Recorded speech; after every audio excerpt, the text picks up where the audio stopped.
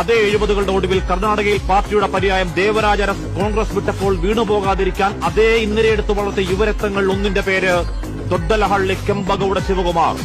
ആദ്യ പോരാട്ടത്തിൽ നിർത്തുന്നവർ സാക്ഷാൽ ദേവഗൌഡ.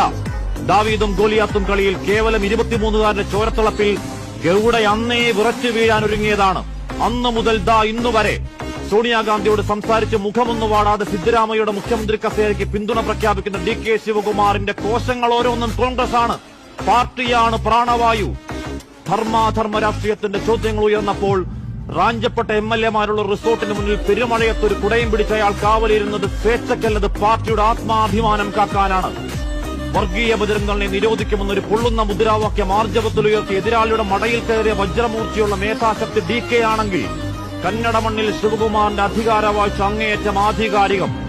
നടത്തിയ അസംഖ്യം പരിശോധനകൾ, അന്വേഷണ ഏജൻസികളുടെ നിതാന്ത വേട്ടയ്ക്ക്, ഇടംബലം കാക്കിപ്പട വലിച്ചിഴച്ച അപമാനത്തിന്, 100ൽ പരം ദിവസങ്ങളിലെ തടവറയുറക്കത്തിന് രാഷ്ട്രീയ പകയുടെ ലാഞ്ചനയുണ്ടെങ്കിൽ എതിരാളികൾ ഭയക്കണം.